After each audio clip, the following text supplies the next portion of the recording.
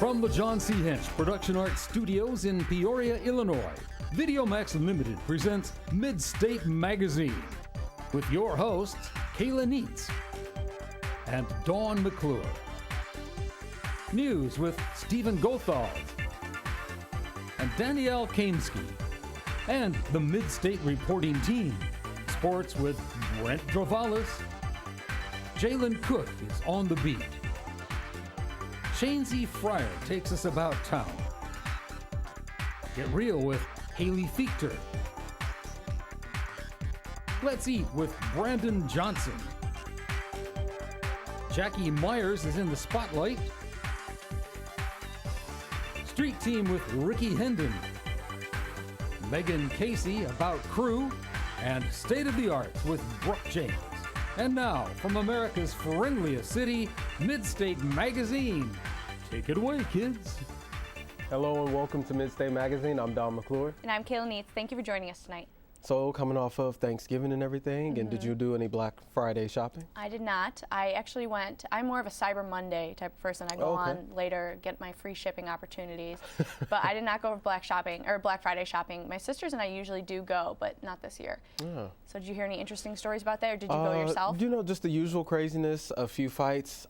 Somebody got stabbed in the parking lot, and people were fighting over TVs. Sure. The usual, and there were comments on the internet basically about how Americans and our over-consumerism, which is out of the day control. After they're thankful for what they have. Exactly. They go out and shop for what they need. Right. I actually heard a story about someone in the Walmart. Some young woman brought a taser with her and did not get the last TV, I think it was, a TV or kind of game console or something like that, and she tased the girl next to her, and it was just like this all-out brawl. Wow. Well, speaking of shopping, you also heard a story about like an Xbox or something like that? Yes, there was the eBay story where this guy put a huge bid on this Xbox, and it turned out that when he got it in the mail, it was literally just a picture of an Xbox, and he ended up paying like $800 for this picture of an Xbox. Wow, that's And then the seller, he wrote, "Thank you for your purchase," just kind of like insult to injury.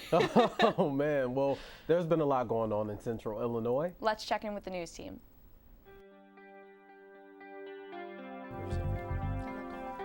Good evening, I'm Stephen Gothals. And I'm Danielle Kamsky. Now let's take a look at the news. A Galesburg woman responsible for the hit-and-run death of a Knox College student was sentenced to 9 years in prison last week. Lakeisha Smith pled guilty to reckless homicide and unlawful leaving the scene of an accident. Smith admitted she had been under the influence when she hit the 18-year-old Tundin Luwani at a crosswalk near the college campus on the night of October 28, 2012. In a letter presented to the courts, Luwani was described as being a vibrant, energetic person who was engaged in extracurricular activities and dedicated to her studies. The provision that led to an 8-day strike earlier this year by Olynyk Bluff school teachers was done away with in a recent 4-year contract signed by the Olynyk Bluff Schools District and its teacher union. The new contract does away with random drug testing after months of negotiations between the two parties.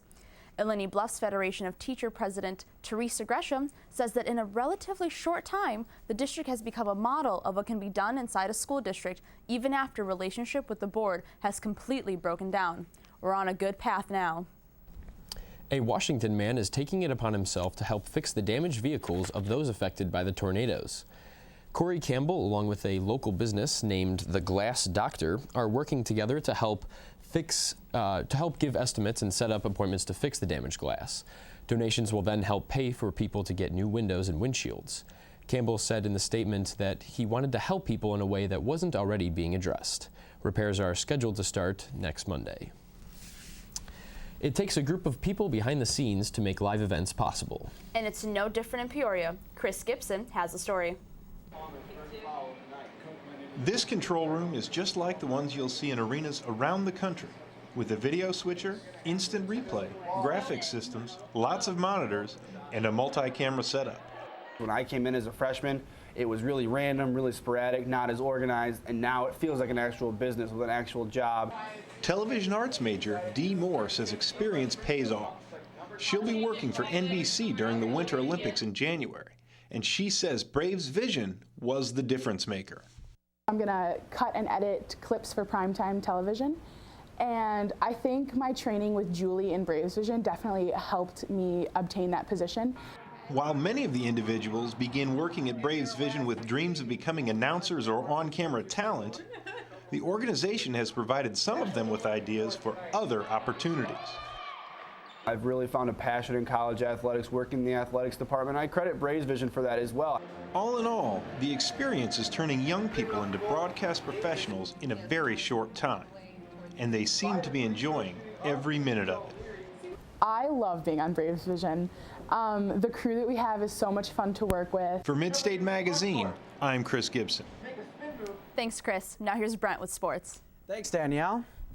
Montini Catholic football has become the standard for football greatness. The Broncos have won 4 straight championships and were looking to secure their 5th. Unfortunately, the dynasty was dismantled when Montini ran into Sacred Heart of Springfield. The Broncos had yet another undefeated season and were the #1 seed going into the postseason. Making it all the way to the state title game, they came up just short of the repeat. Though leading at halftime, Sacred Heart made a late-game push and overtook Montini with a 38-28 victory. It's bad news for the Bulls fans. Derrick Rose is yet again out for the season. After playing conservative in his first couple games back in the lineup, Chicago's shining star has hurt yet his other knee. This time, during the third quarter of the Bulls game in Portland, Rose went down and looked to be in a great amount of pain. He had torn a meniscus in his right knee. A statement that was released after Rose had surgery stated that he would be out for the rest of the season. Needless to say, the Bulls' title hopes have significantly decreased with this tragic loss. By now, we've all heard about the devastating tornadoes that tore through central Illinois. What you may not know or heard is how much support these people have received in aid from the surrounding communities. Even professional hockey franchise the Chicago Blackhawks have donated to the cause. Blackhawks charities have donated over $200,000 in relief, and even players like Captain Jonathan Toews have visited fans and families affected by the tragedy. We all wish the best to the citizens of Washington, Pekin, and East Peoria. That's it for the news. Back to you, Danielle. Thanks, Brent. The tiara of former Spice Girl Victoria Beckham is set to be auctioned off early this month. The crown is made of 18-karat latticed yellow gold and diamonds and named East of Paris by its designer Slim Barrett. According to the auction house Bonhams, the tiara is valued between $29,000 and $49,000. East of Paris is currently being showcased at the Diamond Museum in Belgium as part of the Diamond Divas exhibit. You know, actually, a lot of my clothes used to be from that exhibit. I was a Diamond Diva. On a journalist salary. Yeah. Mm-hmm. Well, that's it for the news. I'm Brent Valls. I'm Stephen Goethals. And I'm Dale Haimski. Have a great night and join us next week. Thanks, news team. Well, speaking of Washington, they just had their lighting of the tree last week, Yes. and on top, instead of having a star, it said Washington Strong as well. Okay. And with the Winter Olympics, you know, it's always great. But speaking of entertainment, Sound of Music, correct? Yes, I did watch the live production of The Sound of Music. They had a couple complaints about it. I thought it was really well done and well put together. Mm-hmm.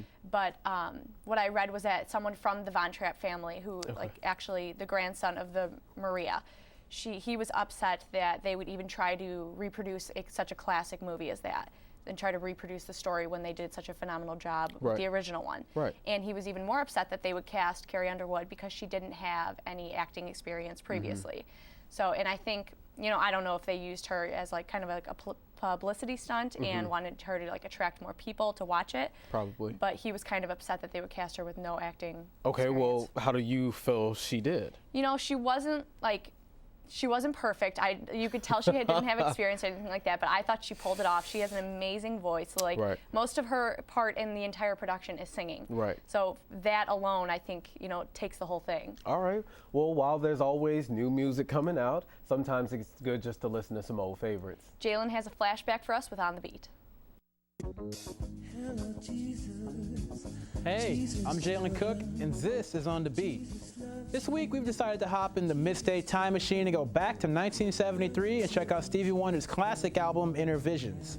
This album features some of Wonder's signature singles, including Living for the City, Higher Ground, and Don't You Worry About a Thing.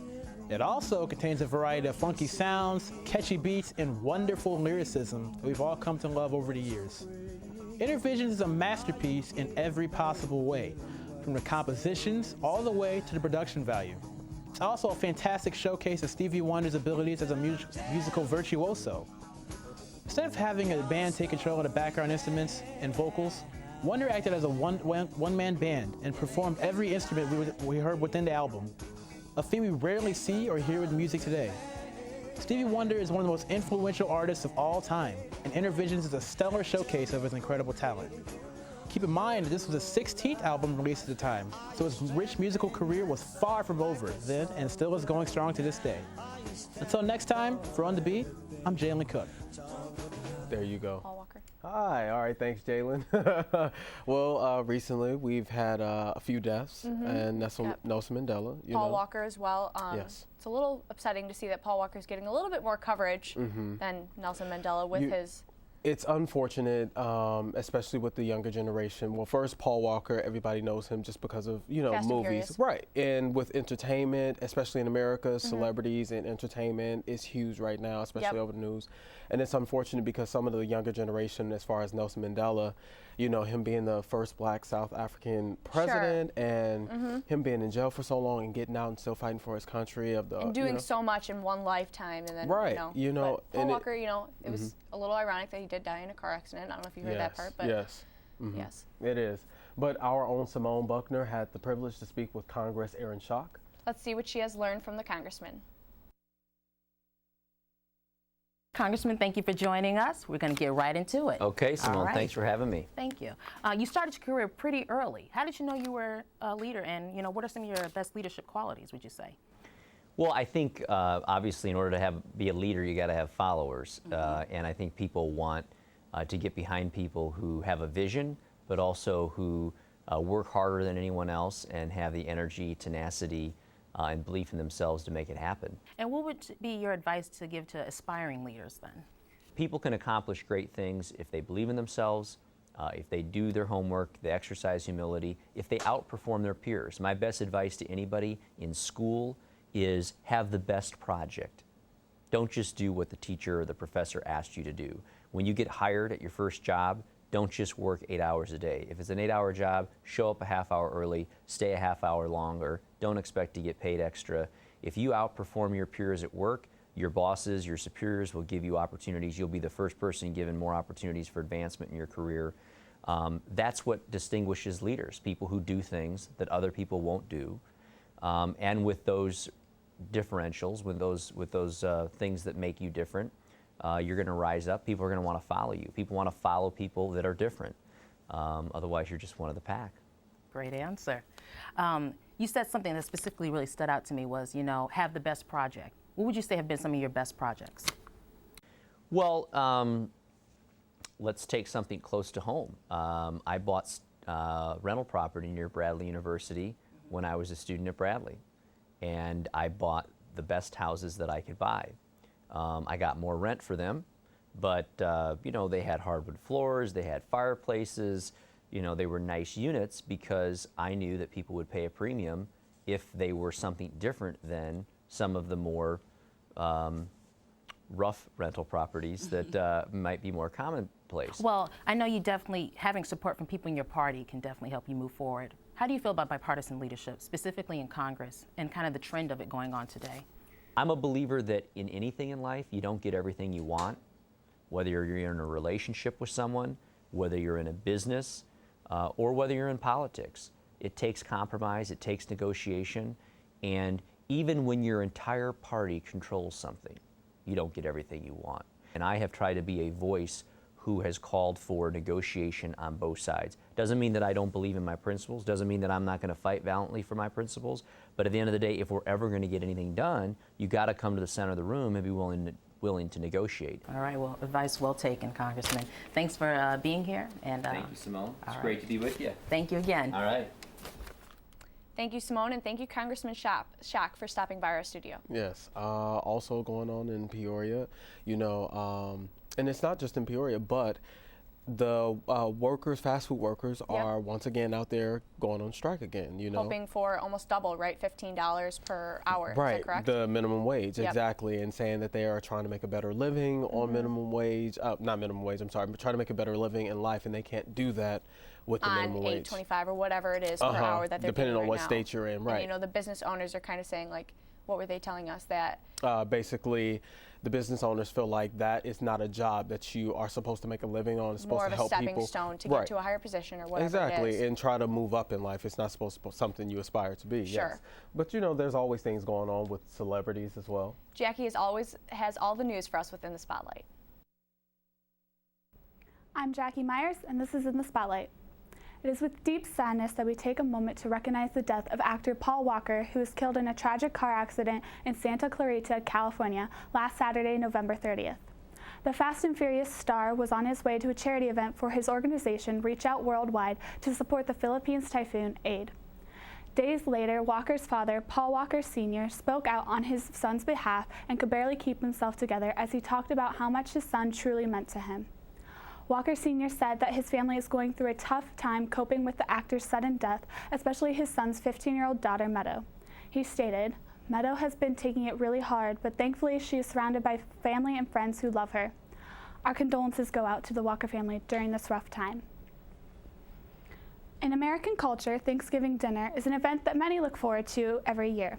For British singer-songwriter Ed Sheeran, it was quite an educational experience. Sheeran celebrated his first Thanksgiving last Thursday with celebrity actress Jennifer Aniston, and it seemed as if he was pleased with his experience, while he was also a little confused. He laughed and told the reporter, "I had turkey, I had stuffing, and I had sweet potato, but there was marshmallow in mine. Is that meant to happen? You shouldn't do that." Katy Perry, famous pop star or ambassador? Now she is both. Last Tuesday, the singer-songwriter was appointed as a UNICEF Goodwill Ambassador in New York City. She explains that it is her mission to encourage young people in UNICEF's work to develop the lives of defenseless children and teens all over the world. One can get involved by speaking out against war, violence, and abuse. Perry stated that she believes young people have the power to change their own lives. She is honored to be representing UNICEF as a Goodwill Ambassador and is committed to doing everything she can to help children and adolescents who came from different backgrounds but want the same thing, a brighter future. For In the Spotlight, I'm Jackie Myers. Oh, okay. Yes. Thanks, Jackie. All right. It's always really cool to see Katy Perry, or just celebrities in general, getting really involved with organizations like she did UNICEF. I think that's really cool. It is. I think, too, with the holidays coming up, and even with Washington, you know, with something happened, just not even celebrities, but a lot of people are getting involved and giving back. Yeah. And I think you said earlier that Washington has their jobs or their businesses opening back up. Is that right? Yes. A lot of businesses are opening back up, and people are trying to get the community going again, and so it's really great to see. That's great. Yeah, it's a lot, you know, that I think the community needs to stick together and keep putting back into the community. So that's always great. But any, you know, holidays coming up, holiday movies, or you've been to the movies? I did see the Frozen movie. It's a new Disney movie. It's kind of like all winter / Christmas based. It was pretty cool. If you're you know, under 12, you're gonna love it. But all right. Well, it's great to discover new talent every week with Brooke. Let's check in with her and see who she has for us this week. Hello, and welcome to State of the Arts. I'm your host, Brooke Janes. This week on the show, I have the Bradley University Guitar Ensemble. With me is Michael Hull. Thank you for joining me. Thanks for having us. So tell me a little bit about the ensemble. What exactly is it? We rehearse, they're mostly music majors and minors, but not everybody. We rehearse, it's a small chamber group of all classical guitarists, and we rehearse once a week for 2 hours. We play concerts on campus at Dingledine. Occasionally we'll play a guitar festival, and sometimes it's out of state, and oftentimes it's in the Midwest, though. Oh, okay. How far have you traveled for it? What's the farthest you've ever gone? Let's see, Fort Wayne, Indiana, maybe? Something, if I'm remembering correctly. Okay. And is it it's audition only to get in, or? Yes. Because it's so intimate, small group? Audition. Yes. Audition. And so what type of music do you play? What composers, or is anything written? The classical tradition, but we do some modern music. Sometimes we do some pop arrangements, like the guys are doing Billie Jean by Michael Jackson, and done some other things like that, but mostly classical tradition and modern art music. So do you select what's played, or do you all decide? I select most of it, but I let them have some input, because we've got some pretty good guys and they've got good ideas, so I like to get ideas from them too. And what are you going to play for us today? We're playing a real traditional piece by Telemann, who's a German composer in the 1700s, and it's a concerto for violins, adapted for guitar. Second piece is by a Southern California composer named Andrew York, and he's alive and well today, and it's called Lotus Eaters. Oh. He has lots of, what's the word? weird titles Okay. for his pieces. Sure. Well, if you want to give us a taste, you can head right on over.